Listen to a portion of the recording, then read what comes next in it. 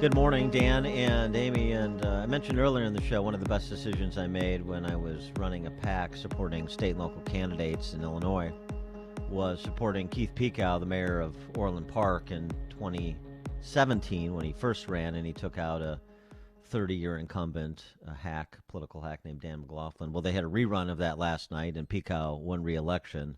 Thank goodness. Happy to hear that. He's been a leader at the municipal level. Similarly, one of the best decisions I made at the state level in terms of candidates to support was Darren Bailey when he ran for state rep in 2018. And he took on an incumbent in the Effingham area. He's from Clay County, but Effingham is part of the district. Took on a Republican incumbent in the primary who had supported the Ronner tax increase and beat him. And now he moved on to serve in the state Senate since. You know, people think, Southern Illinois is all conservative. Yeah, culturally. But there's only a small cadre of conservative legislators in Southern Illinois that are consistent across the board when it comes to, for example, standing up to public sector unions. There's a lot of Southern Illinois Republicans beholden to public sector unions. They're a problem on issues like school choice and, frankly, just sensible fiscal policy, pension reform. Darren Bailey, Chris Miller, Blaine Wilhauer, Brad Hallbrook. That's about it. It's really just about it. Up north, Tom Morrison. That's about it in the Republican caucus in the House, and maybe there's a couple more senators I could add. Darren Bailey being one of them now that he's a senator. And he's not just a state senator. He also announced recently that he's running for governor. We're pleased to be joined by State Senator Darren Bailey. Darren, thanks for being with us. Appreciate it. Good morning, Dan and Amy. It's glad to be here. So one of on one of the issues which you made a mark during the pandemic was being the only Republican state legislator, as far as I can tell, who actually stood up to Governor Pritzker's diktats, his executive orders, and their open-ended nature, and has been litigating those executive orders for the better part of the last year. Yeah, it's just a matter of being principled and standing up. You know, we wonder if this is some kind of a great experiment on, a constitutional republic. And, sometimes we as Americans, we just have this gut feeling that something's not right, and that's certainly what the court systems exist for, is to interpret that and to offer confirmation most of the time, whether your hunch is right. So I firmly believe that we are under some perilous times, and we've got to get more people standing up and speaking up instead of just complying as is suggested most of the time. Well, Pritzker signed another executive order, the 15th one, I believe, a state of emergency. Again, and no one's questioning it. He just does it secretly. He did it April 2nd. And where is everybody? Where's the state legislature? Why aren't you guys convening? Well, that's what I've been at. So actually, the Senate has been convening the last few weeks. Supposedly next week, everyone is coming in, but nobody's talking about that issue. That's been my a question from day one, that the state legislator, if we want to pass laws on everything that the governor has been offering executive orders on, that's one thing. But for one person to stand up and have this power that he is exerting is absolutely wrong. I'm sorry, what is the point of having an opposition party if you're not willing to oppose anything that the party in power does? And that seems to be the posture of the Republican Party. I mean, they'll offer some cheap lip service in the direction of, we need to think about this, or, well, this doesn't seem right, or we should have a discussion, or we're upset because we're not being included. But there's no real point to the Republican Party's existence in this state, as far as I can tell. I think many times it's the Republicans over time have figured out it's easy to be an elected official and be a Republican in a conservative area, because you could just that's such as the gentleman that I ended up primarying several years ago. You come back to your districts or your communities and you let people know, hey, I'm fighting for you. I'm wearing out that the no vote button. But people are ready for bold, courageous leadership. They are ready for someone of principle to stand up and stand against this thing, because when you do this, people will step up and they'll stand up. But without that, they don't know what to do. They need bold leadership, and that's definitely what I see that's missing. So to get to the governor's mansion in Springfield, you've got to win Chicagoans. Are you going to? I mean, this is second time I've seen you, I think, in 3 weeks. Are you spending more time up here, and what are you hearing from Chicagoans? Yeah, we are. We're here this week. Cindy and I have been invited here many times, along with you, at the Reopen rallies, open the school rallies. We will be up here a lot after session is out in May. But that's exactly the what has led us to run for this position. The message that we continually hear, even when we're downtown Chicago, there are people that come up to us and recognize us and want to talk, and people are hungry for something different. People are tired of what's been taking place for a year now. So that's the hope, that's the message, that's the encouragement that we've received, and we have decided that we must be obedient to this call and stand up against give Illinois some hope. That's what we're looking for. But even ultimately. Democrats are approaching you? I mean, do you think you're Actually, yes, down in the southern part of the state, many people come to our events. So we've had events. There's been, negative messaging against us saying, well, wait till you get north of I-80, 88, and 90. We've been north of those places. We've packed houses. It's all documented on my Facebook page, Bailey for Illinois, and people can see our journey. And absolutely, people are ready. They're tired, realizing that Democrat Party is gone. It's the Progressive Party, and they seek to destroy this constitutional union. So, other than what you did in over the last year and being outspoken against the lockdowns and against the imperiousness of Governor Pritzker, what else sets you apart? I mean, you got to get through a primary first. Yeah, I think what sets you apart? How do you represent a paradigm shift for the party and the state? Right, being honest with the people, educating the people. And again, you can document that on our Facebook, on our web page. That's how I got here. Educating myself on the issues as I've been checked out because Republicans, as a Republican farmer in Southern Illinois, I work hard, and they raise their taxes, so I had to work harder. So I kind of ignored politics for a long time. And then you wake up one day and you've got 10 grandchildren and you're beginning to wonder what their future is in the state of Illinois, because the reality is that people are moving out of the state. And I am fighting for our future, for the future generation. I simply say what needs to be said. I do what needs to be done. I've proven that over the last 2 years in the House. Prior to that, serving on the North Clay School Board for 17 years and understanding how government has hijacked, education system. I've been showing up when necessary or when asked to show up at these Back the Blue rallies. One of the first things that needs to be done. When we get into office, there's going to be a lot of sweeping, bold changes that have to be made immediately. And other than restoring integrity to our classrooms and making the profession of being a teacher noble again, we've got to clean this slate of this ridiculous law enforcement laws that seek to undermine and dismantle law enforcement.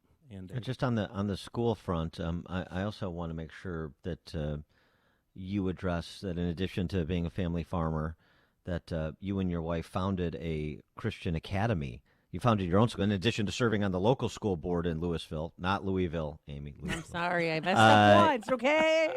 It's gotta get the Southern Illinois pronunciations down. Okay. But you and your wife founded this Christian school. Tell us about that. Well, so yes, right off the cusp of serving as the North Clay School Board president, we realized there was a large number of homeschool students out there, and we were concerned about the quality of education that they were getting. And not only that, my son my son who was in 8th grade was interested in homeschooling because he wanted to come to the farm and work in the afternoons. So we honored his request because he's just an awesome young man, and that tutoring one young man in the corner of my wife's flower and gift store turned into 2 of his friends joining him the year after, and it just grew from there. And eventually there was a Methodist Campground on the north edge of Louisville that came up for sale. We purchased it, and we're maxed out. Currently have 180 students there, preschool through high school. A second facility has become available to us 30 minutes away in Alney. We're maxed out there. We go up to 5th grade, and the whole idea is that is one blessing here in Illinois, that private Christian education, the government's got their hands off. Now, with that being said, Chicago Democrats are wanting to encapsulate that like our like our public education. But if we can remove government mandates, get the state out of the business of our school boards, and get local elected school boards doing their job and educating their children as they see fit, That's how we can save the future of education in Illinois. Now, did you guys shut down at all during COVID, or did you had to last March, or We you did by choice because actually last March when all this began, Right. I got on Facebook and encouraged everybody because we didn't know, flatten the curve in 2 weeks. Hey, we don't know what's coming. Right. And I actually got a lot of heat from area churches that, didn't want to shut down. But I encouraged everyone to shut down for 2 weeks. 2 weeks turned into a month, and now here we are. So we went immediately to remote learning. We have been open ever since August when the new school year opened, and many schools in our area have been. Almost all private education sources in Southern Illinois have been open the same, so witnessed very little. And can you COVID guys go to problems. sporting events, because we can't in Chicago? Well, there are sporting events. The numbers are limited, and again, I'm challenging school boards. You guys have this authority. You are local elected. Do your duty and stand up against this nonsense. But people are scared because of the governor's threats. So one of the things, the one thing I should say that we have not tried in Illinois since I've been on the planet is conservative reform as the representative for the Republican Party at the statewide level, especially the gubernatorial level. If somebody can name a conservative reform gubernatorial nominee, much less governor, we've had in the last 50 years, I'd like to know who that is, because that person doesn't exist. Well, that's the problem. When you begin to look at a political term of service, it becomes easy to turn that into a career. So, and that's exactly what I've witnessed. When people with bold messages get into power, as to your point, they seem to succumb to the messaging around them, and all of a sudden they want to get reelected. So they start compromising. And Dan, I remember that day. What's it been, 5-6 years ago now when we met, and you guys, said you'd have our back. And I don't know if you remember what I told you, but I said I didn't know, what you having my back meant. But I told you that day, I said, you don't ever expect to call me up and say, because we did this or that for you, that you need to vote this way. And you said no. You said if you vote for tax increases, we're going to find you a primary. And that's what I stand for. So. We have I'm going to be working hard to take back the House and the Senate to see that, that we do something different, because in the past, Republicans have indeed failed Illinois, and it's time for change. It's time for something different, and we need that bold leadership to make the sweeping changes that need to be done that for the best interest of the future of Illinois. And I think we all know that, because no one can sit here right now today and suggest that Illinois is in any way, shape, or form in a better condition than it was 5, 10, 15, 20 years ago. Well, it seems to me one of the things that has to be done, and I don't know if anybody's willing to do it, I suspect you might be, but we'll see, is you have to take on the cultural issues too. It can't just be dollars and cents. And the Republican Party has contented itself with being just strictly dollars and cents, and we're going to take quote-unquote social issues, moral issues off the table. Well, when the left doesn't take them off the table, then you're going to be forced to respond, and then you're going to be on defense, and then you're going to be apologizing, and then you're going to be losing. And that's what has happened across the range of issues and the expanse of the state. So the issues of identity politics in all of its various forms, in every crevice in which you find it, including but not limited to schools and in business community and elsewhere in government, if you're not willing to take on the identitarian thugs, then number one, I don't know that it matters if you win or lose. Number two, I don't think there's any chance you or any other Republican wins. And so the question is, are we going to hear a proactive battle plan and vision on cultural issues, moral issues from a Darren Bailey for governor in the primary and prospectively in the general? And that's exactly to this point in time. Most of the times when we've been in Chicago, we've been invited to visit area churches. I believe that the church holds the key to turning Illinois around. The church was the key for this great country to be established. That's why we have a moral biblical foundation to our Constitution. 250 years ago, it was the church that first stood up against the British as they were marching into some of these communities. So engaging the church, this whole idea, our command to love others. Unfortunately, and even I'll throw myself in this category, the church has failed to do that, to love others, adequately. And because of that, there's been walls that have been built up. The church has the solution to our cultural and moral dilemma. If they will stand up, get engaged, and love others, that doesn't mean, again, kind of to my point with the school board and government regulation, get the government out of the way of many of these cultural issues. The government has no business being involved in this. The church can do this if the church desires to stand up to love others and be the difference as the church is called to be. I believe the church holds the key to turning Illinois around in 2022. He is Darren Bailey. He is a state senator from Southern Illinois, Clay County. He is a candidate for governor. BaileyForIllinois.com is the website, BaileyForIllinois.com. Darren, thanks so much for joining us, and good luck. I'm sure we'll be talking to you in the months to come. Thank you for your awesome messages. God bless you. Thank you. And he joined us in our Matrix Home Solutions studio.